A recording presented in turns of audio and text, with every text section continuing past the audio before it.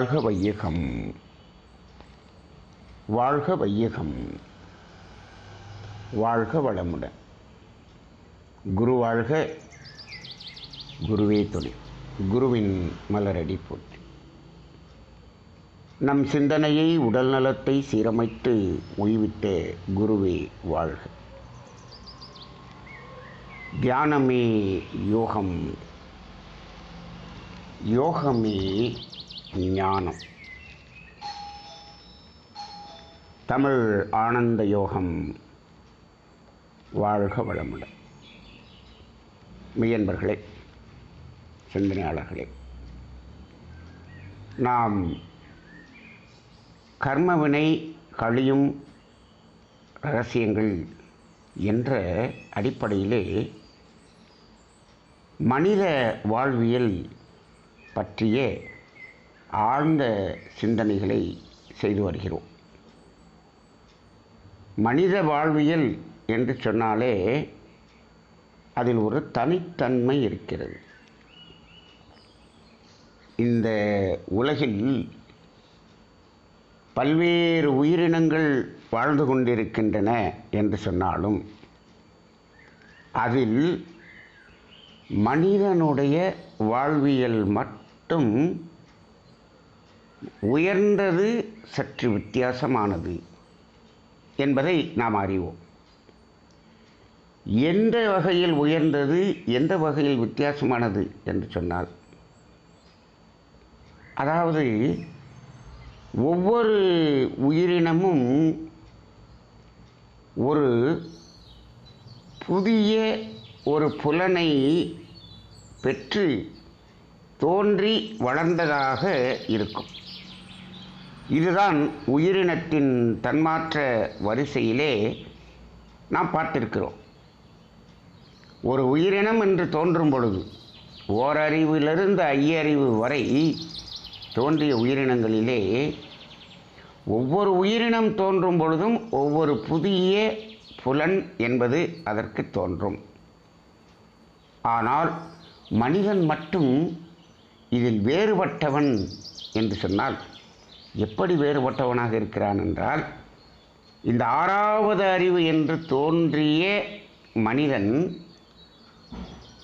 புதிதாக எந்த ஒரு புலனும் தோன்றாமல் அப்படியே அதே 5 புலனோடு ஆனால் 6ஆம் அறிவை பெற்று வந்தவன். இதுதான் மற்ற உயிரினங்களிலிருந்து இவன் வேறுபட்டவன் என்பது ஒன்று. இன்னொன்று, மற்ற உயிரினங்களை விட இவன் உயர்ந்தவன் என்பது எப்படி என்று பார்க்கும்போது, இந்த 6ஆவது அறிவு பெற்ற மனிதன் மட்டுமே தன்னை உணர்ந்து, தன் நிலையை உணர்ந்து, தான் வந்த பாதையை உணர்ந்து அந்த முழுமை என்பதை அடைவதற்கான தகுதியை பெற்றவன் என்பதுதான் மற்றதிலிருந்து இவன் உயர்ந்தவன் என்று. அந்த முழுமையை உணர்தல் என்பது மட்டுமல்ல, தன்னை உணர தகுதி பெற்றவன், தன்னுடைய நிலையை உணர தகுதி பெற்றவன், தான் எப்படியெல்லாம் வந்தோம் என்பதை அறிந்து கொள்ளும் திறன் வாய்ந்தவன். இந்த திறன் எதற்கு இருக்கிறது என்று சொன்னால், அது 6ஆவது அறிவு என்பதற்கே இருக்கிறது. ஆனால் அதை அறிந்து கொள்வதற்காகத்தான் இப்பொழுது விஞ்ஞானம் பல கோடி செலவு செய்து பல கோடி விஞ்ஞானிகள் இணைந்து முயற்சி செய்து கொண்டிருக்கிறார். இப்பொழுது கூட ஒரு வாரத்துக்கு முன் இங்கிருந்து ஒரு சேட்டலைட் அனுப்புகிறாங்க. அது பூமியின் சுற்றுவட்ட பாதையில் சுற்றி சுற்றி 15 லட்சம் மைல் தொலைவிலே அது போய் நின்று சூரியனை நெருங்கி அந்த பாதையில் நின்று சூரியனிலிருந்து வரக்கூடிய அந்த சில அலைகளை அது ஆராய்ச்சி செய்வதற்காக இத்தனை கோடி செலவு செய்து அங்கே அனுப்புகிறார். இதுபோல் ஒவ்வொரு நாடும் எவ்வளவு செலவு செய்து இந்த சூரிய குடும்பத்தில் இருக்கக்கூடிய இந்த சந்திரனை, செவ்வாயை, இதை ஆராய்ச்சி செய்தவர்கள் சூரியனுடைய கதிர்களை ஆராய்ச்சி செய்து கொண்டிருக்கிறார்.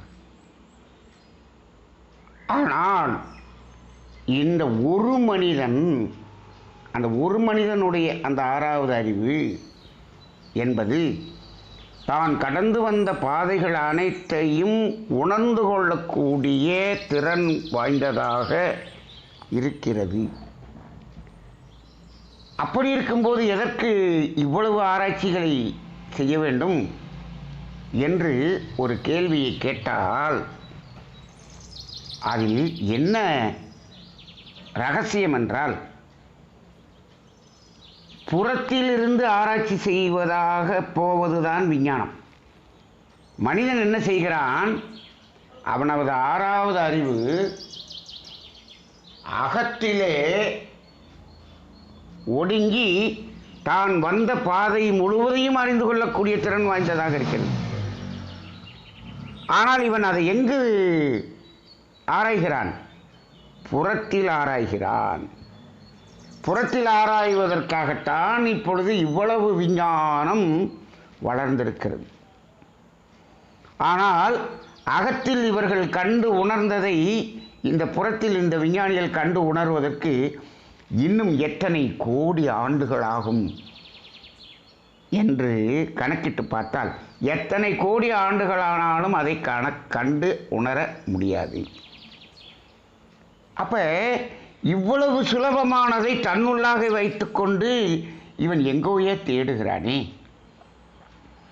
இதையெல்லாம் பார்க்கும்பொழுது நமக்கு அந்த பாடல் தான் ஞாபகம் வருகிறது. இருக்கும் இடத்தை விட்டு இல்லாத இடம் தேடி. இல்லாத இடம்னா அறிய முடியாத இடம். எங்கெங்கோ அலைகிறாய் ஞானத்தங்கமே. அதுக்கு பதிலும் சொல்லிட்டார் அவர். அவர் ஏதும் அறியாரடி ஞானத்தங்கமே என்று சொல்லிவிட்டார். அப்படிப்பட்ட ஒரு நிலையில் இருக்கக்கூடிய அந்த மனிதன் இப்போ அந்த மற்ற உயிரினங்களிலிருந்து வேறுபட்டவன் என்று சொல்லும் பொழுது இங்கே நாம் ஒன்றை சொன்னோம். என்ன சொன்னோம்? அதாவது ஆறாவது புலன் என்று ஒன்று இல்லாமல் ஆறாவது அறிவு என்பதை மட்டும் வைத்துக்கொண்டு இங்கு வந்திருப்பவன் மனிதன் என்று சொன்னோம். அதில் சமீபமாக ஒரு கருத்தை நாம் சொல்லிக் கொண்டிருந்தோம். நமது தமிழ் ஆனந்த யோகத்திலே இந்த சமீபமாக இந்த கருத்துக்கள் நாம் சிந்தித்து கொண்டே இருக்கிறோம். தமிழ் ஆனந்த யோகம் நாம் ஆரம்பித்து இந்த இந்த கர்மவினை ரகசியங்களை சிந்தித்து கொண்டிருக்கும் போது பல புதிய சிந்தனைகள் நம்முள் சிந்தனையாக மலர்வதை நாம் அனுபவ ரீதியாக உணர்ந்து கொண்டிருக்கிறோம். பல குருமார்கள் இங்கு அவற்றையெல்லாம் வெளிப்படுத்தி சென்று கொண்டிருக்கிறார்கள் என்பதை நாம் உணர்கிறோம். அவர்களோடு இணைப்பு நமக்கு கிடைத்து கொண்டிருக்கிறது என்பதை இதெல்லாம் உணர்த்துகிறது. ஏனென்று சொன்னால் 34 வருடமாக மாத வேதாத்திரியம் என்ற ஒரு சேவையிலே நான் இருந்து கொண்டிருக்கிறேன். ஆனால் இந்த சமீப காலமாக தோன்றுகிற புதிய சிந்தனைகள் எல்லாம் வேதாத்திரியத்தின் இன்னும் ஆழமாக கிளைவேர் பதித்து ஆழமாக செல்லக்கூடியதாக அமைகிறது என்று சொன்னால் அங்கு நமக்கு நமது குருமார்களினுடைய அனைத்து இணைப்பும் நமக்கு கிடைத்திருக்கிறது என்பதை அது ஊர்ஜிதப்படுத்துகிறது. இப்பொழுது பாருங்கள், சமீபத்தில் என்ன சொல்லி கொண்டிருந்தோம்? ஒவ்வொரு உயிரினம் என்று தோன்றும் பொழுதும் அந்த உயிரினத்தில் அந்த உயிரினங்கள் என்று அப்படிதான் சொல்லிக் கொண்டிருக்கிறோம். ஆறாம் அறிவு உயிரினம் என்று சொன்னால் மனிதன் மட்டும் சொல்லலாம். ஐயறிவு உயிரினம் என்று எதையாவது ஒன்று சொல்ல முடியுமா? ஐயறிவு உயிரினம் எது? யானை. யானை மட்டும்தான் ஐயறிவு உயிரினமா? இல்லையே. குதிரை அதுவும் ஐயறிவு, மாடு அதுவும் ஐயறிவு, காக்காய் குருவி அதுவும் ஐயறிவு, கழுகு பருந்து சொல்லிக்கொண்டே போகலாம். எத்தனை வகையான பறவைகள்! இன்றைக்கி ஆஸ்திரேலியாவிலேருந்து வேடந்தாங்களுக்கு பறவைகள் வந்திருக்கிறது. எத்தனை வகை என்று அவர்கள் கணக்கீடு செய்து கொண்டிருக்கிறார்களே. எத்தனை ஆயிரம் வகைகள். ஆனால் அவை அத்தனையும் ஐயறிவு தானே. அப்போ ஐயறிவிலே இத்தனை வகை இருக்கிறது. ஒவ்வொன்றுக்கும் நாம் என்ன பண்ணிட்டோம்? நாம் தான் பேர் கொடுத்துருக்குறோம். மனிதன் தோன்றுவதற்கு முன் இத்தனை வகையான உயிரினங்கள் இருந்தது. ஆனால் காகம் என்பதற்கு காகம் என்ற பெயர் இருந்ததா? குருவி என்பதற்கு குருவி என்று பெயர். இது நாம் வச்ச பேர். எது? அந்த உருவ அமைப்பை வைத்து நாம் ஒவ்வொன்றுக்கும் பெயர் வைத்திருக்கிறோம். நாம் வச்ச பேர்லேயே ஆயிரக்கணக்கான. இன்னும் கடலுக்குள்ளாக சென்று பார்த்தோம் என்று சொன்னால் எவ்வளவு உயிரினங்கள். அங்கு மூன்றறிவு உயிரினங்களில் எவ்வளவு உயிரினங்கள் இருக்கிறது? லட்சக்கணக்கான உயிரினங்கள். மூன்றறிவில் ஒரு லட்சக்கணக்காக இருக்கிறது. ஓரறிவு தாவரத்தில் நம்ம வெளியில் பார்க்குறதே லட்சக்கணக்கான உருவங்களை பார்க்கிறோம். கடலுக்குள்ளாக நம்மால் அதை கணக்கிடவே முடியாத அளவுக்கு அங்கும் இருக்கிறது. அப்போ இவ்வளவு உருவங்கள். அப்போ ஒரு அறிவு என்று சொன்னால் அத்தனை அது உயிரினங்கள் என்று சொல்லுகிறோம். ஆனால் ஆறறிவு உயிரினங்கள் என்று சொல்லுகிறோமா? ப்ளூரலில் சொல்கிறோமா, சிங்குலரில் சொல்கிறோமா? இங்கு ஆறறிவு உயிரினம் மனிதன் என்று சொல்லுகிறோம். இங்கே சிங்குலரில் சொல்லிட்டோம். இவ்வளோ நாள் அப்படி தான் சொல்லிக்கிட்டு இருந்தோம். ஆனால் இங்கு மட்டும் ஆறறிவில் ஏன் வித்தியாசமான உருவங்களில் வித்தியாசமான உயிரினங்கள் என்று இல்லை என்று நாம் இவ்வளவு காலமாக அந்த சிந்தனை எனக்குள்ளாக வரவில்லை. வேறு யாருக்கும் வந்ததா என்று தெரியவில்லை. வேறு யாருக்கும் வந்து அந்த சிந்தனையை சொல்லி நான் கேட்கவில்லை. எனக்கு இப்பொழுதுதான் இந்த சிந்தனையை தோன்றுகிறது. சமீப காலமாக தோன்றுகிறது. ஏன் இது சிந்தனையாக தோணவில்லை? ஏன் என்ற ஒரு கேள்வியும் வருகிறது. ஏன் என்ற கேள்வி. அப்போ அந்த கேள்விக்கு விடை காண முயற்சி செய்கிறோம். நமக்கு வரக்கூடிய சிந்தனைகள் எல்லாமே ஒரு சிந்தனையாக வரும். அது கேள்வியாக எழும். அதன் பிறகு அந்த சிந்தனையே அதற்கு ஒரு பதிலையும் நமக்கு கொடுக்கும். இதுதான் இன்ட்யூஷன் என்று சொல்லுகிறார்கள். இன்ட்யூஷன்னா என்னென்னா, உள்ளே நமக்குள்ளாக நமது குருமார்கள் நம்மோடு இணைந்து நமக்கு ஏதோ ஒன்றை சொல்லிக் கொண்டு இருக்கிறார்கள். நாம் இப்பொழுது தமிழ் ஆனந்த யோகத்தில் ஏதோ ஒரு தலைப்பை வைத்து நாம் பேசிக்கொண்டு இருக்கிறோம். இது எங்கே இருந்தும் நாம் ப்ரிப்பேர் பண்ணி நோட்ஸ் எடுத்துக்கிட்டு பேசுவது இல்லை. இது ஒரு தளம். இந்த தளத்தை பயன்படுத்தி கொண்டு அருட்தந்தை வேதாத்ரி மகரிஷி அவர்களோடு இணைந்திருந்த பல சித்தர் பெருமக்களும் இங்கு பேசி செல்லக்கூடிய ஒரு தளமாக இதை நாம் வைத்திருக்கிறோம். அந்த அமைப்பில் இருக்கும் பொழுது அவர்கள் வருவார்கள். இதுவே வியாபார நோக்கமாக இருந்தால் வரமாட்டார்கள். இதுதான் உண்மை. மகான்களுடைய சித்தர்களுடைய இணைப்பு எப்போ கிடைக்கும்? எந்தவித எதிர்பார்ப்புமின்றி அந்த சமுதாய உணர்வோடு இருக்கும் பொழுது அந்த சமுதாய உணர்விலே இருந்த மகான்களுடைய இணைப்பு கிடைக்கும். இன்னும் சமுதாய உணர்வுக்கு வராமல் ஒரு ஞான நிலையில் இருந்தவர்களுடைய இணைப்பு என்று ஒன்று இருக்கிறது. அது எப்பொழுது கிடைக்கும் என்றால், நாம் நம்முள் ஒடுங்கி ஆத்ம விசாரம் செய்து நம்முள்ளாக ஒடுங்கும் பொழுது அவர்களுடைய இணைப்பு கிடைக்கும். இப்போ நமக்கு ரெண்டும் வேணும். எது வரைக்கும் இந்த சமுதாய இணைப்பு வேண்டும் என்று சொன்னால், நமது கர்ம வினை கழியும் வரை, அது குறையும் வரை இந்த சமுதாய இணைப்பு வேணும். அவ்வளவுதான். அதன் பிறகு ஆத்ம விசாரத்தில் அமர்ந்து அந்த மகான்களுடைய இணைப்பில் இணைந்து அந்த உணர்விலேயே நிற்கக்கூடிய ஒரு நிலைக்கு செல்ல வேண்டும். நாம் இப்போ தமிழ் ஆனந்த யோகத்தை நாம் காலங்காலமாக நடத்தி கொண்டே இருக்க வேண்டும். இதை உலகம் முழுவதும் இதை பரப்பி அங்கங்கே பிரான்ச் தொடங்கி அப்படியெல்லாம் கொண்டு செல்ல வேண்டும். இப்படி கொண்டு செல்ல வேண்டும் என்று நினைத்தோம் என்று சொன்னால் அது வியாபாரம். அங்கு நமது கர்ம வினை கழியவே கழியாது, கூடிக்கொண்டே செல்லும். அவ்வளோதான். அது நோக்கம் அல்ல. நமது நோக்கம்,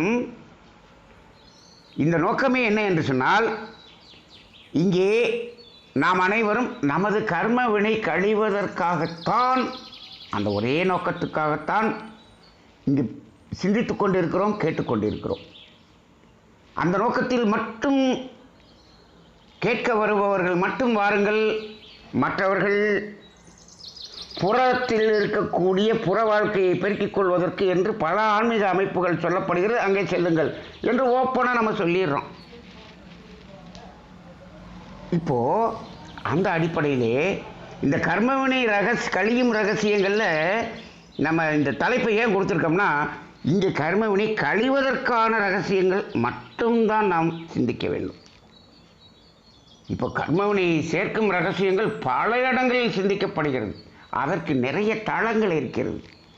சரி, இப்போ இந்த இடத்துல இப்படி சிந்தித்தோமே, ஏன் ஒன்று ஒரே உருவத்தில் இருக்கிறது என்று சிந்திக்கும் பொழுது அதுக்கு என்ன நமக்கு சிந்தனையில் பதில் கிடைத்தது என்று சொன்னால், ஆறாவது அறிவு மனிதன் பிறந்ததனுடைய நோக்கம் என்ன? அழுத்தம், ஒளி, ஒளி, சுவை, மனம் என்பதை உணர்வதற்காக அல்ல என்பது தெளிவாக தெரிந்து விட்டது. எப்போ? ஓப்பனிங்லேயே தெரிஞ்சு போச்சு. எப்பொழுது மனிதன் என்ற உருவம் பிறந்ததோ, பிறக்கும் பொழுதே அது என்ன ஆயிடுச்சு? ஓப்பனிங்லேயே தெரிஞ்சிச்சு. ஃபஸ்ட்டு பால்லேயே அவுட்டு. அந்த மாதிரி நம் பிறக்கும் போதே தெரிந்து போச்சு. எப்படி தெரிஞ்சு போச்சு? தேடி பார்க்கிறோம், ஆறாவது புலனை காணோம். அப்போ நம்ம நோக்கம் அந்த அழுத்தம், ஒளி, ஒளி, சுவை, மனதை உணர்வதற்கு அல்ல அப்படின்னு தெரிஞ்சுக்கிட்டோம். இதை தெரியும் போதுதான் இன்னொரு ரகசியமும் தெரிகிறது. என்ன ரகசியம் தெரியுமா? ஓஹோ, அழுத்தம், ஒளி, ஒளி, சுவை, மனம் என்ற 5 தான் இருக்கும் போல இருக்கிறதே, ஆறாவது தன்மாற்றம் என்று ஒன்று இல்லை போல இருக்கிறதே. இப்போ அழுத்தம், ஒளி, ஒளி, சுவை, மனம் என்ற 5 தன்மாற்றம் தான் இருக்கிறது. அந்த கடைசியாக இருக்கக்கூடிய 5வது தன்மாற்றத்தை உணரக்கூடியவர்கள் தான் நாங்கள் என்று இந்த 5 அறிவு ஜீவனெல்லாம் எங்கேயாவது சொல்லி கொண்டிருக்கிறதா? இல்லை அதை உணர்ந்திருக்கிறதா? அதுக்கு தெரியவே தெரியாது. அந்த 5வது தன்மாற்றத்தை காது என்ற புலன் மூலமாக உணர்ந்து அது உணர்ந்தது, அவ்வளோதான். இதுக்கு முன்னாடி 4 உணர்வு உணரப்பட்டிருக்கிறது, இது புதிதாக உணர்கிறது. ஓ, நமக்கும் அதற்கும் இதுதான் வேறுபாடு என்பதை அது உணர்ந்திருக்கலாம், உணராமலும் இருக்கலாம். ஆனால் இதையெல்லாம் உணரக்கூடிய அறிவு படைத்தவன், 6வது அறிவு படைத்தவன் மனிதன் தான். இந்த 5 அறிவு விலங்கினங்களுக்கே 4 அறிவு விலங்கினத்தை பார்த்து அதுக்கு காது இல்லையே, கேட்பதற்கு காது இல்லையே, அது கண்களை பயன்படுத்தி தானே கேட்கும் திறனை அது வளர்த்து கொண்டிருக்கிறது என்று எங்கேயாவது யோசிச்சிருக்கும் நினைக்கிறோமா? அது யோசிக்கவே யோசிக்காது. ஏன்னா அதை யோசிக்கக்கூடிய அறிவு என்பது அங்கே இல்லை. இதைத்தான் பகுத்தறிவு என்று சொல்கிறோம். மனிதன் அப்போ எவ்வளோ உயர்ந்தவன் பாருங்க. அந்த மனிதனிலும் எல்லார் மனிதனும் உயர்ந்தவன் அல்ல. நம்மளாம் இப்போ இப்படி இதெல்லாம் யோசிக்க முடியும். வேதாத்திரிய தத்துவங்களுக்கு வந்ததுனால யோசிக்க முடியும். வேதாத்திரிய தத்துவத்துக்கு வந்தவனெல்லாம் யோசிச்சுட்டானா? வேதாத்திரிய தத்துவத்துக்குள்ளே வந்து எம்எஸ்சி முடிச்சுட்டு சர்டிஃபிகேட் வாங்கிட்டு கோல்டு மெடல் வாங்கிட்டு போனவனே யோசிக்கலை. இதில் ஆழ்ந்து சிந்தித்தவன் மட்டும்தான் இதை தெரிந்து கொண்டான். அப்போ சித்தர்கள் ஆனால் எல்லாத்தையும் கண்டு உணர்ந்து சொல்லிட்டு போயிட்டாங்க. அப்போ அதுக்கு வந்து ஒரு புலன் இல்லை, நமக்கு தான் ஒரு புலன் எக்ஸ்ட்ரா இருக்குது அப்படின்னா அதுக்கு தெரியாது. ஆனால் மனிதனுக்கு என்ன தெரிகிறது? நமக்கு 6வது ஒரு புலன் இல்லை என்பது தெரிகிறது. ஆனால் அதை தெரிந்து கொண்டது எது? 6வது அறிவு. அப்போ ஒவ்வொரு அறிவும் இந்த ஒவ்வொரு காந்த தன்மாற்றத்தை உணர்வதற்காகத்தான் என்று அதை உணர்ந்து கொள்ளும்போது 6வது அறிவுக்கு எங்கப்பா ஏதோ ஒரு புலனை காணோம். அப்போ என்ன சொல்கிறோம்? இது புலனை காணோம் என்று சொன்னால் அங்கே காந்த தன்மாற்றமே 6வது தன்மாற்றம் என்று ஒன்று இல்லை என்பதை உணர்ந்து கொள்கிறோம். ஏன் இல்லை அப்படின்னு அப்படியே பார்க்குறோம். பஞ்சபூதங்கள் 5 தானே இருக்கிறது. அப்போ அந்த 5ல் 5 தன்மாற்றம் தானே வரும். ஓ, பஞ்சபூதங்கள் 5 தானோ? 6வது பஞ்சபூதம் அப்படி ஒன்றும் இல்லை. 6வது பஞ்சபூதம் வருவதற்கு வாய்ப்பு இருக்கிறதா? அது வர்றதா இருந்தால் அன்னைக்கே வந்திருக்கணுமே. 6வது பஞ்சபூதம் வந்த பிறகு தானே உயிரினம் தோன்றி இருக்க வேண்டும். பஞ்சபூதங்கள் தோன்றி உணர்வதற்காக மனம் என்ற ஒன்றை கொண்டு உயிரினம் என்று எப்பொழுது தோற்றுவிக்கப்பட்டு விட்டதோ அதன் பிறகு பஞ்சபூதங்களுடைய எக்ஸ்டென்ஷன் கிடையாது. இப்போ எலிமெண்ட்ரி ஸ்கூல் அப்படின்னு சொன்னால் என்ன? 1ஆம் கிளாஸ்லேருந்து 5ஆம் கிளாஸ் வரைக்கும் இருக்கிறது. 1, 2, 3, 4, 5 அதான் எலிமெண்ட்ரி ஸ்கூல். நீங்கள் எல்கேஜி யூகேஜியெல்லாம் நீங்கள் எக்ஸ்ட்ரா ஃபிட்டிங் அதெல்லாம் கேட்க வேண்டாம். அந்த 5 தானே எலிமெண்ட்ரி ஸ்கூல், ரைட். அப்போ ஹைஸ்கூல்னு ஒன்று தொடங்கிட்டோம். ஹைஸ்கூல் என்ன? 6, 7, 8, 9, 10. அந்த காலத்தில் 11, இப்போ வந்து +2. சரி, இது ஹைஸ்கூல். இப்போ ஹையர் செகண்டரி ஸ்கூல்னு மாற்றிட்டோம்னு வச்சுங்க. நாங்கள் படிக்கிற காலத்தில் ஹைஸ்கூல்னால் 11th வரைக்கும் இருக்கும். இப்போ ஹைஸ்கூல் தொடங்கியாச்சு.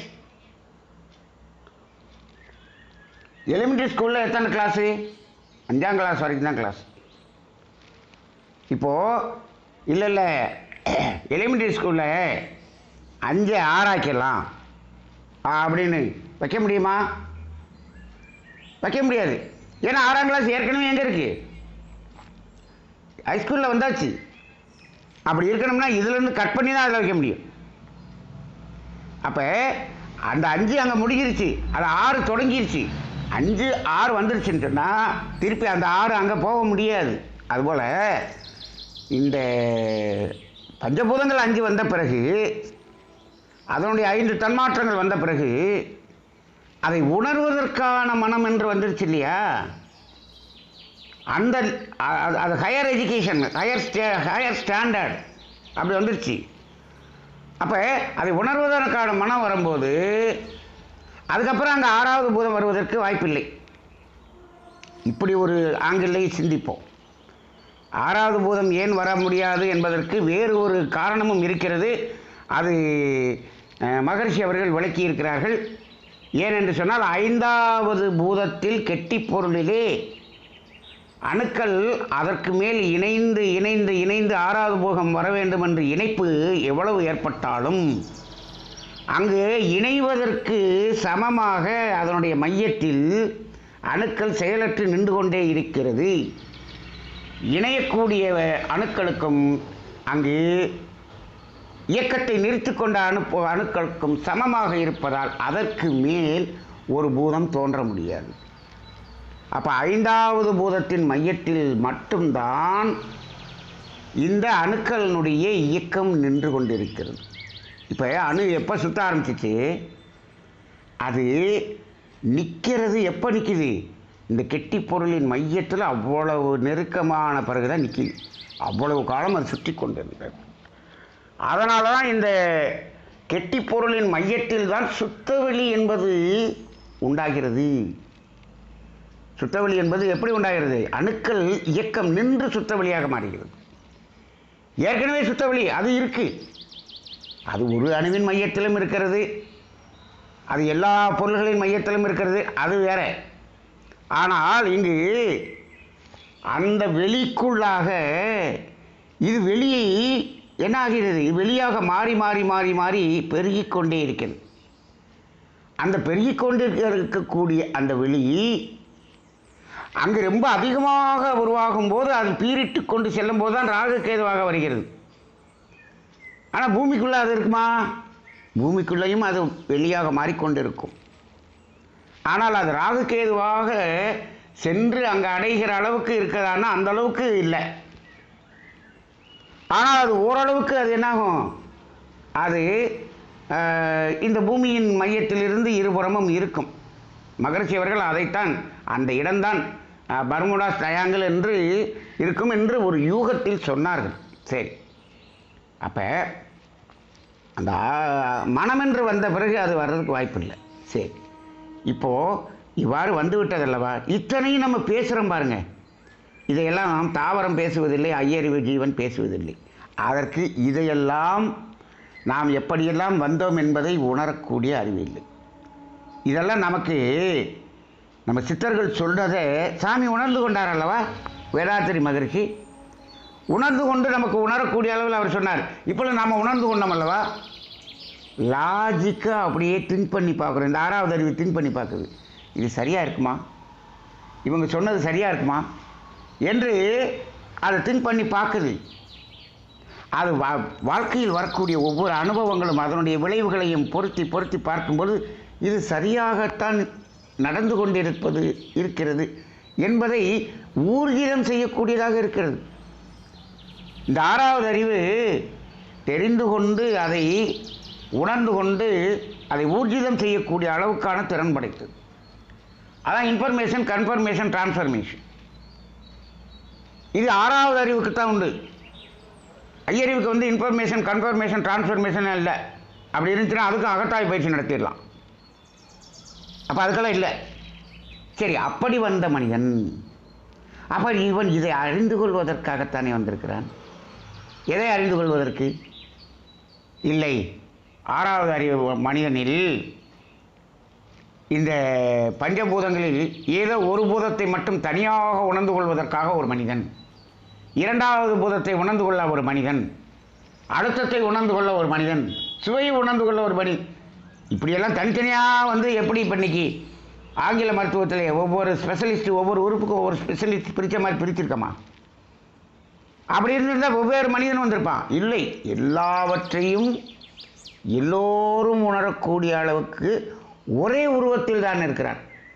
அப்போ ஒரே உருவத்தில் இருக்கிறான் என்று சொன்னால் இன்றைக்கி 850 கோடி மனிதனுடைய அவனுடைய அந்த வேலை உணரும் திறன், அவனுக்குள்ளாக இருக்கக்கூடிய அறிவாகிய தெய்வம், அவனுக்குள்ளாக இருக்கக்கூடிய அந்த இயற்கையின் அந்த பெரும் உணர்வு நிலைகள், நாம் சொல்லுவோமே அமைதி, ஆனந்தம், மகிழ்ச்சி, அன்பு, ஆரோக்கியம், எல்லாருக்கும் சமமாகத்தான் இருக்கிறதே தவிர அதில் எந்த வேறுபாடும் இல்லை. உருவத்திலும் வேறுபாடு இல்லை. உருவத்திலும் வேறுபாடு இல்லை. அது முகத்தில் கொஞ்சம் கொஞ்சம் வேறுபாடு இருக்கலாம். நீங்கள் நல்லா பாருங்கள், அந்த ஐந்தறிவு ஜீவனில் 5 அறிவு பல வகையான உருவத்தில் அந்த 5 அறிவு ஜீவன்கள் இருக்கும். பறக்கிறது, நடக்கிறது வித்தியாசமாக இருக்கும். பறக்கிறதுல பல ஆயிரம் வகை அப்படி இருக்கும். இதில் ஒரு வகையை எடுத்துக்கொள்ளுங்கள், ஏதோ ஒரு வகையை எடுத்துக்கொள்ளுங்கள். அந்த ஒரு வகையை எடுத்துக்கொண்டு அதை மட்டும் பார்த்தீர்கள் என்று சொன்னால் அதனுடைய முகமெல்லாம் ஒரே மாதிரி இருக்கும். இப்போது குருவியினுடைய முகம் வேறு மாதிரி இருக்கும், காக்காயினுடைய முகம் வேறு மாதிரியாக இருக்கும். ஆனால் காக்காய்களின் முகம் ஒரே மாதிரி இருக்கும். இருக்கிறதா?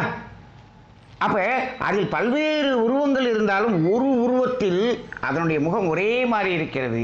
அதற்கு காரணம் நாம் ஏற்கனவே சிந்தித்திருக்கிறோம்.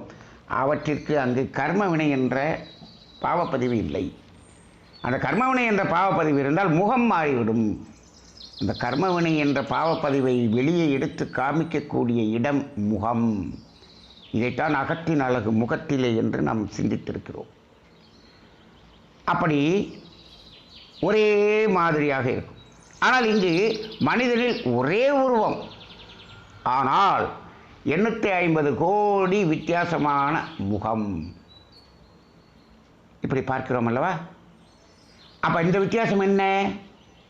ஒரு உருவத்திலே பல வகையான முகங்களின் தோற்றம். இது எதை அடிப்படையாக கொண்டு இருக்கிறது என்று சொன்னால் கர்மவினையை அடிப்படையாக கொண்டு இருக்கிறது. அப்போ என்ன வித்தியாசம் பாருங்க. ஆறறிவு மனிதனில் பல்வேறு உருவங்களில் அந்த ஆறாவது அறிவு வெளிப்படவில்லை. ஆனால் இங்குதான் வெரைட்டி அதிகம். எதில் வெரைட்டி அதிகம்? அங்கே இருக்கக்கூடிய இப்போ 5 அறிவில் இத்தனை லட்சம் வெரைட்டி உருவத்தில் அந்த ஆறாவது அறிவு 5 அறிவு ஜீவன்கள்னு சொல்லிட்டோம். ஆனால் இங்கே 850 கோடி டிசைனில் முகங்கள். இப்போ எங்கே வெரைட்டி அதிகம்? மனிதனில் தான் வெரைட்டி அதிகம். 5 அறிவில் வெரைட்டி கம்மி. என்னடா அது கொஞ்ச நேரத்துக்கு முன்னாடி ஐந்தறிவில் தான் அவ்வளவு வெரைட்டி இருக்குது, மனிதனில் ஒரே உருவம் தான் இருக்குதுன்னு பேசணும். ஆமாம், 2 கால், 2 கை, 1 தலை, 1 மூக்கு, 2 நாசித்துளைகள், இது எல்லாத்துக்கும் ஒரே மாதிரியாகத்தான் இருக்கும். 850 கோடி மனிதனுக்கும் ஒரே மாதிரியாகத்தான் இருக்கும். ஒரே வடிவத்தில் 6வது அறிவு. ஆனால் முகம் மட்டும் 850 கோடி வகையாக இருக்கிறது. அப்போ யார் அதிகம்? வெரைட்டியில் யார் அதிகம்? மனிதன் ஒன்று தான் இல்லை, 850 கோடி வகையான 6வது அறிவு ஜீவனாக இருக்கிறோம். எவ்வளவு வெரைட்டி பாருங்கள். சூப்பர். இதுதான் நம்மளுடைய ரொம்ப பெருமைப்படக்கூடிய விஷயமா என்று கேட்டால் அங்கு தான் அந்த ரகசியம் இருக்கிறது. என்ன ரகசியம்? இந்த 850 கோடி வித்தியாசம் எதை அடிப்படையாக கொண்டு இந்த வித்தியாசம் என்று பார்த்தால், இது 5 அறிவு ஜீவனில் வித்தியாசம் நிறைய சொல்லலாம். நீங்கள் குருவி என்ன சாப்பிடுது, யானை என்ன சாப்பிடுது? யானை சாப்பிட்றது குருவி சாப்பிடாது. குருவி சாப்பிட்றத யானை சாப்பிடும். அப்போ யானைக்கு குருவிக்கு வித்தியாசம் இருக்குது. பருந்துக்கும் இதுலேயே வெஜிடேரியன் நான் வெஜிடேரியன் இருக்குது அந்த 5 அறிவில். அப்போ ஒன்று அந்த தானியங்களை மட்டும் சாப்பிடும், ஒன்று புல்லு சாப்பிடும். எத்தனை வெரைட்டி இருக்குது. இப்போது மனிதனில் ஒரே மாதிரியான குடல், ஒரே மாதிரியான சிறுகுடல், பெருங்குடல், உள்ளுறுப்புகள் எல்லா பேருக்கும் ஒன்று தான். 850 கோடி பேருக்கும் ஒன்று தான். இருதயம் எல்லாமே அந்த சிஸ்டம் ஒரே மாதிரி தான் இருக்கும். அங்கே காக்காய்க்கு இருதயம் வேறு டிசைன், அதே யானைக்கு வேறு டிசைனாக இருக்கும். அது ஒவ்வொன்றுக்கும் ஒவ்வொரு மாதிரி இருக்கும். அந்த யானைக்கெல்லாம் ஒரே மாதிரி இருக்கும். இங்கே மனிதர்களுக்கு எல்லாம் ஒரே டிசைன். ஆனால் இங்கு வேறுபாடு என்பது முகத்தில் மட்டும் வேறுபாடு. ஒவ்வொரு மனிதனும் வேறுபாடு. இந்த வேறுபாட்டுக்கான காரணம் என்ன? இந்த வெரைட்டி என்ன காரணம் என்று சொன்னால் கர்மவினை. அதுதான் அதில் இருக்கக்கூடிய ரகசியம். கர்மவினை ரகசியத்தில் இன்றைக்கி ஒரு ரகசியத்தை நம்ம பேசி இருக்கிறோம். இது ஒரு பெரிய ரகசியம், பெரிய ரகசியம். அப்போ அப்படிப்பட்ட நிலையில் தான் மனிதன் இருக்கிறான். அப்போ இவன் தான் வெரைட்டி அதிகம் அப்படின்னு. அப்போ இவ்வளோ வெரைட்டி, நாங்கள் தான் உயர்ந்தவர் என்று சொல்லிக்கொள்ளலாமா? சொல்லிக்கொள்ளலாமா? வெரைட்டி அதிகமாக இருக்கிறதுனால உயர்ந்தவனா? வெரைட்டியே இல்லாமல் ஒன்னஸ் என்று சொல்லக்கூடிய அந்த ஒன்றிலே ஒன்றாக அடங்கியவன் தான் உயர்ந்தவன். இது கூட கூட கூட கூட கூட பெருசாக தெரியும், ஆனால் உயர்ந்தவன் அல்ல. இதே போலத்தான் இன்னைக்கு உலகிலே, நாட்டிலே சொத்துக்கள் நிறைய வச்சிருக்கிறவன் கோடீஸ்வரன், பெரிய பணக்காரன், அவன்தான் உயர்ந்தவன், அவன்தான் உயர்ந்தவன் என்று சொல்லி கொண்டிருக்கிறது. எப்படி இருக்கிறது என்று சொன்னால், நாங்கள் 6வது அறிவு ஜீவனில் 850 கோடி வெரைட்டி ஆஃப் முகம் வைத்து இவ்வளவையும் வைத்திருக்கிறோமே, நாங்கள் தான் உயர்ந்தவர்கள் என்று வெளியில் நம்ம பீத்துக்கிட்டு இருக்கிற மாதிரி தான் அவர். நான் இந்த உலகத்திலேயே பெரிய பணக்காரன். மாயை, மாயை, மாயை மட்டும் இல்லை, அதில் இருக்கக்கூடிய உண்மை என்ன என்று சொன்னால், இந்த 850 கோடி வெரைட்டிக்கும் காரணம் என்பது கர்மவினை என்று சொன்னோமே, அதே போல இந்த உலகத்தில் நான் தான் முதல் பணக்காரன் என்று சொன்னால், அங்கு ஒட்டுமொத்தமான கர்மவினையும் மொத்தமாக அதிகமாக வைத்திருப்பவன் அவன் என்பது அதில் அடையாளமாக இருக்கிறது. ஆகா, கர்மவினையில் நம்பர் 1 அவர்தான். இப்போ அதுக்கு தான் போட்டி போட்டுக்கிட்டு இருக்கிறோம். அவர் கர்மவினையில் அவ்வளோ உயர்ந்திருக்கிறார், 500 ஏக்கர் வச்சிருக்கிறார். அப்போ நம்மளும் என்ன பண்ணணும்? நம்ம 600 ஏக்கர் வாங்கணும், கர்மவினையில் உயர வேண்டும். மனிதன் இறை உணர்வு பெற வேண்டும் என்று, அந்த ஒன்றிலே ஒடுங்க வேண்டும் என்ற மனிதன் இப்போ எங்கே விரிஞ்சிக்கிட்டு இருக்கான் பாருங்க. இதில் போய் விரிஞ்சிக்கிட்டு இருக்கிறான். அப்போ ஒருத்தரை பார்த்து அதே போல் இன்னொன்று வரணுங்கிறான். அது எப்படி வரணும்? எப்படி வர முடியும்? எப்படி வர முடியும்? அதுக்கு வழி தேடுறான். அவர் ரொம்ப கஷ்டப்பட்டு அந்த நிலைக்கு வந்தார்யா. இப்போ என்ன சொல்கிறான் தெரியுங்களா? எவ்வளவு ஹார்ட் ஒர்க் பண்ணார் தெரியுமா? அதுக்கு ரைட், நான் அதை விட மேலே போடுவதற்கு ஹார்ட் ஒர்க் பண்ணல, ஸ்மார்ட் ஒர்க் பண்ணுறேன். இப்போ எல்லாம் இன்றைக்கி மார்க்கெட்டிங்கில் இது ஒரு பெரிய training. Hard work, smart work. இது இப்போ ஆன்மீகத்திலும் சொல்லப்படுகிறது. ஸ்மார்ட் ஒர்க் எப்படி அப்படின்னு ஆன்மீகத்திலும் பேசப்படுகிறது. நீங்கள் ஒன்றும் உழைக்கவே வேண்டாம். அப்படியே பிரபஞ்ச ஆற்றல் தவம் செய்யுங்கள். பிரபஞ்ச ஆற்றலிடம் கேளுங்கள். பிரபஞ்ச ஆற்றலை இழுத்துக்கொள்ளுங்கள். உங்களுக்கு என்னென்ன வேணும் என்று கேளுங்கள். அது காரை கொடுக்கும், அதை கொடுக்கும், இதை கொடுக்கும்.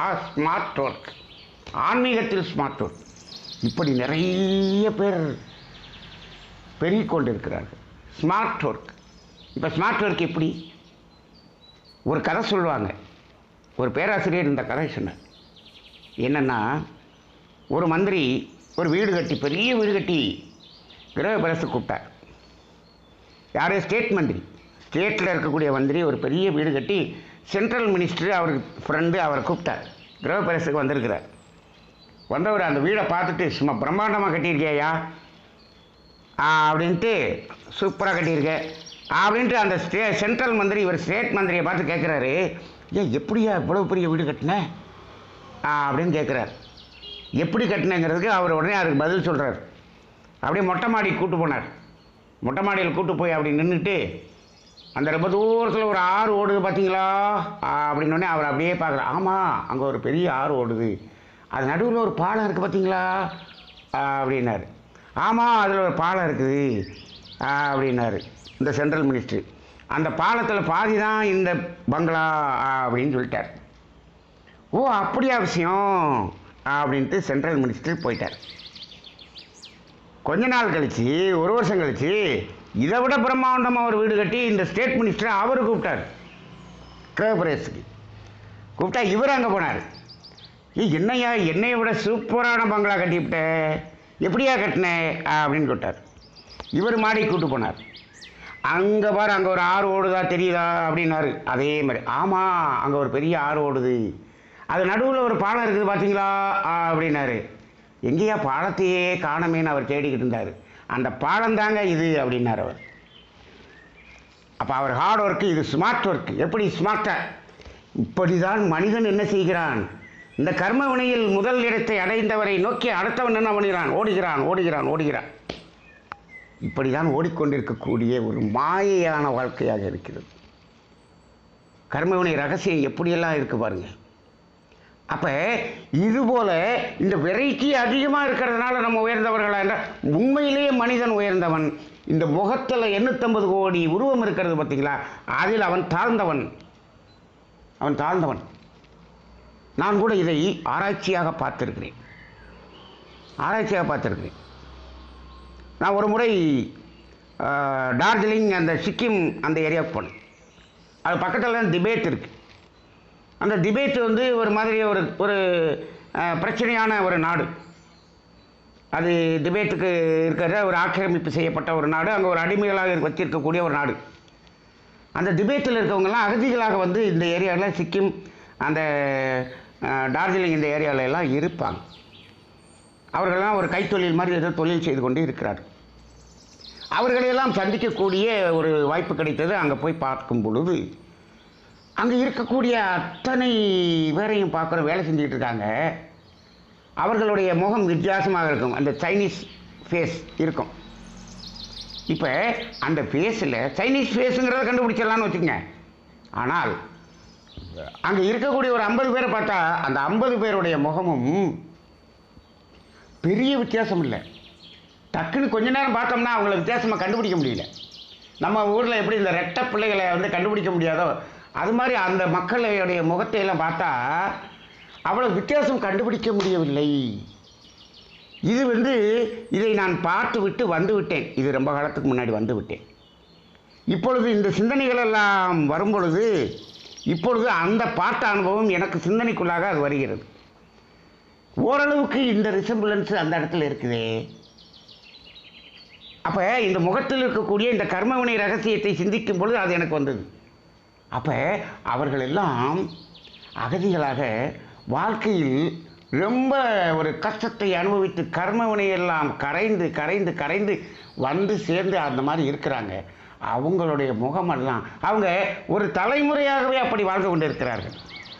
அங்கே அந்த கர்மவினை கழிந்து அவர்களுடைய அந்த கர்மவினையெல்லாம் ஒரே மாதிரியாக ஓரளவுக்கு ரிசம்பிளன்ஸாக இருக்கும் போல இருக்குது அப்படின்னு நான் உணர்ந்து கொண்டேன்.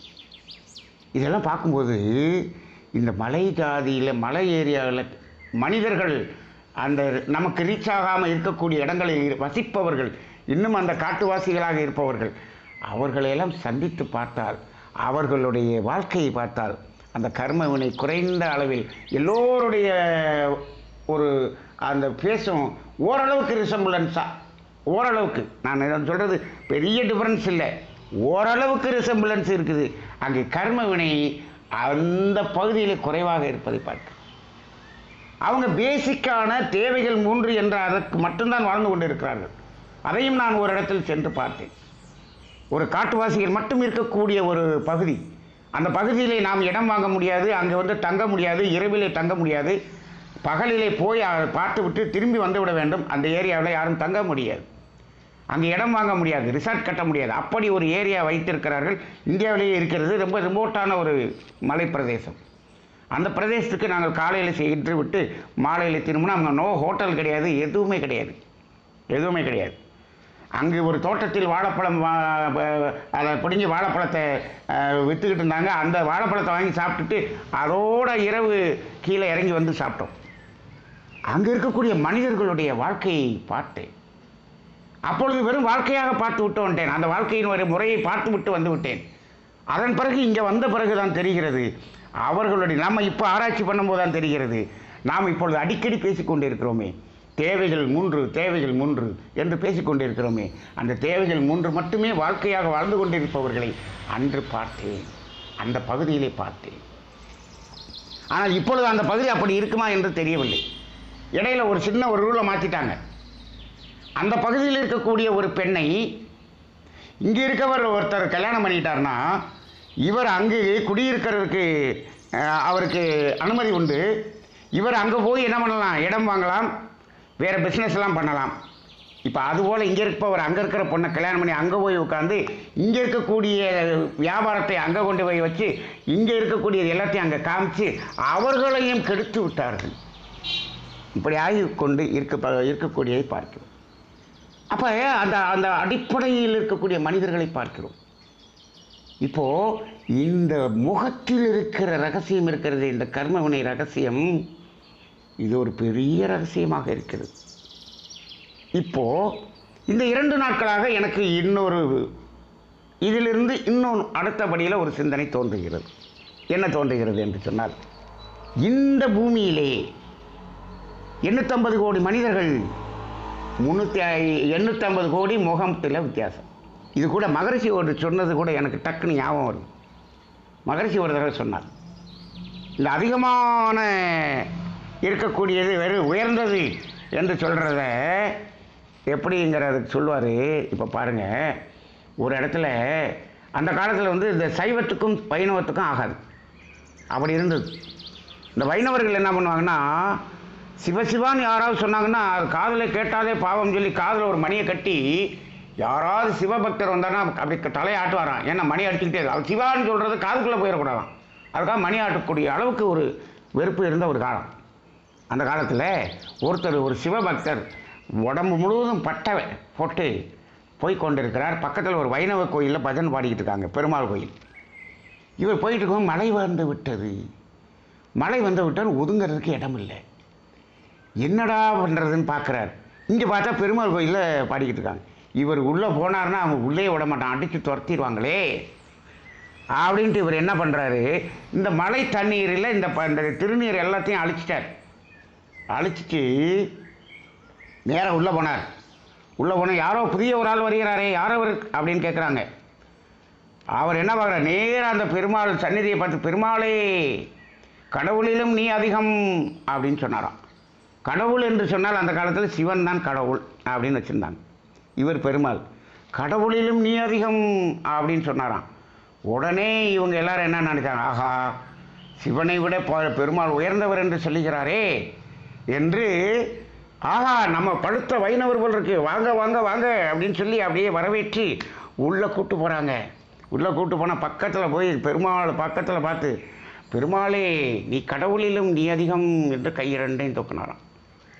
அப்போ இவர் எல்லாரும் பாராட்டியிருப்பாங்க போல் இருக்கு. பாராட்டின உடனே அப்போ பெருமாளை இவ்வளோ உயர்வாக சொல்லிட்டீங்களே அப்படின்னு, கொஞ்சம் பொறுங்க, கொஞ்சம் வெயிட் பண்ணுங்க அப்படின்னு சொல்லிட்டு பெருமாளே உன்னிலும் நான் அதிகம் அப்படின்னு சொன்னாராம். என்னடா அது பெரிய தன்மணிப்பான ஆளாக இருப்பான் போல் இருக்கு. கடவுளை விட பெருமாள் அதிகம்ட்டான், பெருமாளை விட இவன் பெரிய ஆளுன்னு சொல்கிறானே, உன்னிலும் நான் அதிகம் என்று சொன்னானான். ஏய் என்ன நீ உனக்கு இவ்வளவு தன்மணிப்பா என்று விரட்ட ஆரம்பிச்சிருக்கிறாங்க. கொஞ்சம் பொறுங்க, நான் விளக்கம் சொல்கிறேன் அப்படின்னு அவர் சொன்னதாக மகிழ்ச்சி சொல்வார். கடவுளிலும் நீ அதிகம் என்று ஏன் சொன்னேன் என்று சொன்னால், சிவன் என்பது ஒரே சிவன் தான், அவருக்கு ஒரே பிறப்பு. ஆனால் இந்த பெருமாள் இருக்காரே, அவர் 10 அவதாரம் எடுத்து விட்டார். அவருக்கு ஒன்று தான், இவருக்கு 10 உருவம். அதனால் கடவுளிலும் நீ அதிகம் என்று சொன்னேன். ஓ அப்படியா, சரி. அப்புறம் பெருமாளை உன்னிலும் நான் அதிகம்னு சொன்னியே, அது ஏன்பா அப்படின்னு கேட்கும்போது, அப்போ அவர் சொன்ன கதை என்ன சொன்னார்னா, எனக்கு எப்படின்னா என்னுடைய பிறப்பு இருக்கிறதே, இந்த கர்மவினை தீராமல் பிறந்து மீண்டும் கர்மவினை வேறாமல் பிறந்து மீண்டும் கர்மவினை தீராமல் பிறந்து பிறந்து பிறந்து பிறந்து நான் எவ்வளவு பிறவி எடுத்திருக்கிறேன், எத்தனை பிறப்பு எடுத்திருக்கிறேன் அப்படின்னு பார்த்தா, ஒவ்வொரு பிறப்பிலும் நான் குடித்த தாய்ப்பாலெல்லாம் கூட்டி பார்த்தால் அந்த பாற்கடல் என்பது சிறிதாக இருக்கிறது. அவ்வளவு பிறப்பு நான் எடுத்து வந்திருக்கிறேன். அதனால் பெருமாளே உன்னிலும் நான் அதிகம், என்னுடைய பிறப்பு அதிகம்னு சொன்னேன் அப்படின்னு சொன்னாராம். அப்போ ஒவ்வொரு பிறப்பும் கர்ம வினையால் பிறந்து பிறந்து பிறந்து பிறந்து இத்தனை பிறப்பு எடுத்ததுனால நான் அதிகம்னு சொன்னாராம். இப்போ அந்த இடத்த அதை அப்படியே கொஞ்சம் மாற்றிக்கலான்னு நினைக்கிறேன். எப்படி? பெருமாளே உன்னிலும் நான் அதிகம், எப்படி அந்த 10 அவதாரத்தில் 10 மூஞ்சி. ஆனால் இப்போ நாங்கள் எப்படி, இப்போ மனிதன் எப்படி 850 கோடி வெரைட்டி ஆஃப் மூஞ்சி. ஆஹா, ஒன்றிலும் நான் அதிகம் அப்படின்னு சொல்லலாமோன்னு தோணுது. இப்போ இந்த அதிகம்னு சொல்கிறதெல்லாம் எதை வச்சு சொல்லிகிட்டு இருக்கோம்? கர்மவினையை வைத்து சொல்லி கொண்டு இருக்கிறோம். ரொம்ப பெருமையாக இருக்கிறதா சிறுமையாக இருக்கிறதா? இன்றைய சிந்தனை, நான் 6:30 மணி தவம் முடியும் வரை இன்றைக்கி என்ன பேசுறது அப்படின்னு யோசித்து கொண்டே இருந்தேன். இன்றைக்கி கர்மவினை ரகசியம் என்ன ரகசியம் பேசுறதுன்னு யோசிச்சுட்டே இருந்தேன். ஒன்றுமே ஓடலை. சரி விடு, நமது குருமகான்களிடம் விட்டு விடுவோம் என்று விட்டுவிட்டேன். இன்றைக்கி என்னமோ குருமகான்கள் இந்த ரகசியத்தை வெளிப்படுத்த வேண்டும் என்று சொல்லியிருப்பாங்க கூட தெரியும். அப்போ நாம் அதில் தானே அதிகம் என்று.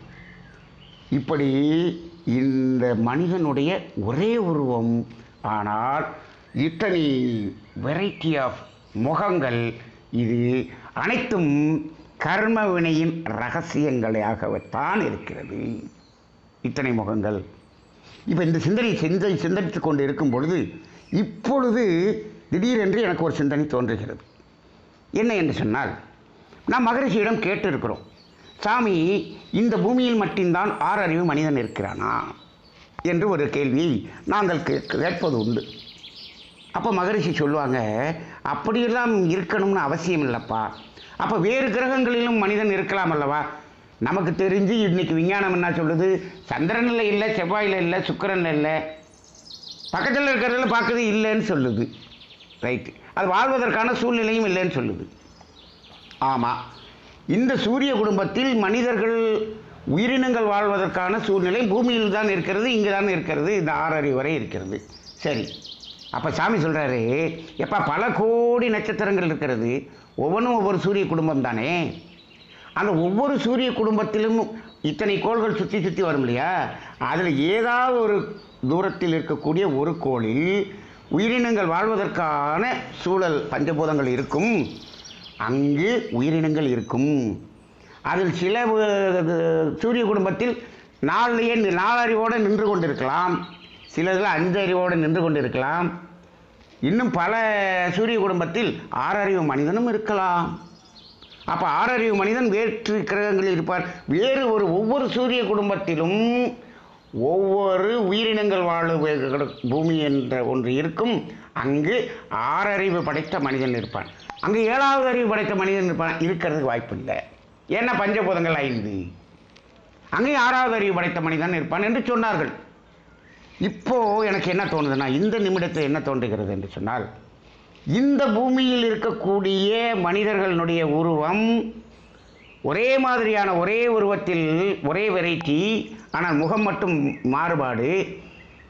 எனக்கு இப்போ என்ன தோணுதுன்னா, இதுக்கு அடுத்த இன்னொரு சூரிய குடும்பத்தில் இருக்கக்கூடிய பூமியில் இருக்கக்கூடிய ஆறறிவு படைத்த மனிதன், அவன் இங்கு இருக்கக்கூடிய மனித உருவத்தில் தான் இருக்க வேண்டுமா என்ற அவசியமில்லை.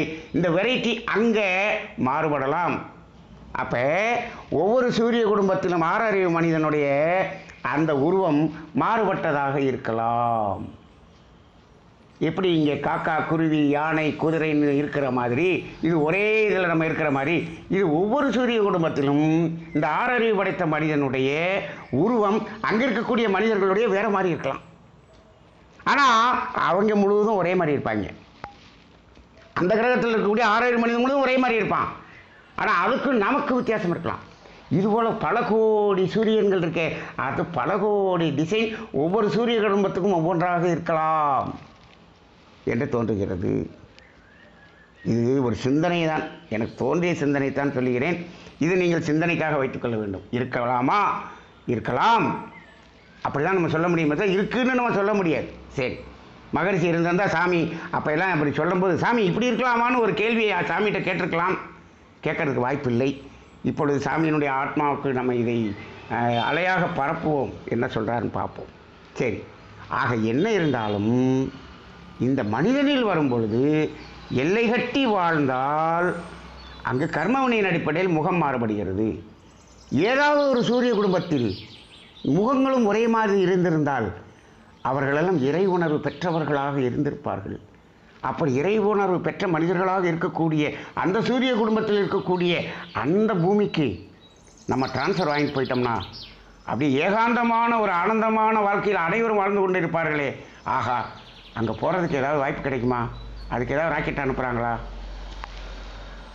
இல்லை, ஒரு சிந்தனை தான், ஒரு ஆசை தான், ஒரு பேராசை தான். அப்படி இருந்தால் அது நல்லது. அப்படி இந்த பூமியும் மாறினால் நல்லது. அதற்கு என்ன செய்ய வேண்டும்? கர்மவினை கழிய வேண்டும். கர்மவினை கழியும் ரகசியங்களை நாம் பேச வேண்டும். அதற்காகத்தான் இந்த ஆன்மீக அமைப்புகள், வேதாத்திரிய தத்துவங்கள் அத்தனையும். இப்பொழுது வேதாத்திரிய தத்துவங்களை சொல்லிக் கொண்டிருக்கக்கூடிய ஆசிரியர்கள்லாம் கர்மவினை சேர்க்கும் ரகசியங்களை கழியும் ரகசியங்கள் என்று மாற்றி பேசிக்கொண்டிருப்பதை காதார கேட்டுக்கொண்டிருக்கிறேன். காது வலிக்குது. நாமளும் ஒரு மணியை கட்டிட்டு அப்படியே கிடுகிடுன்னு ஆட்டிக்கலாமான்னு தோணுது. அந்த மாதிரியாக இப்பொழுது மாறிக்கொண்டிருப்பது வேதனையாகவும் இருக்கிறது. ஆக கர்மவினை கழியும் ரகசியங்கள் என்பது மனிதனுக்கு மட்டுமே இந்த ரகசியம், மனிதனும் மட்டுமே இந்த ரகசியம் தேவைப்படுகிறது. ஆக இன்றைக்கு இந்த கர்மவினையின் ரகசியங்களில் ஒரு விதமான ரகசியத்தை நாம் சிந்தித்திருக்கின்றோம். சிந்தித்து பாருங்கள், சிந்தனையாக வைத்துக் கொள்ளுங்கள். சிந்தனையில் அடுத்த பகுதியிலே இன்னும் உயர்வான சிந்தனைக்கு சென்று நம்ம கர்மவினையெல்லாம் கழிப்பதற்கான ஒரு சூழலை உருவாக்குவோம். நன்றி. வாழ்க வளமுடன்.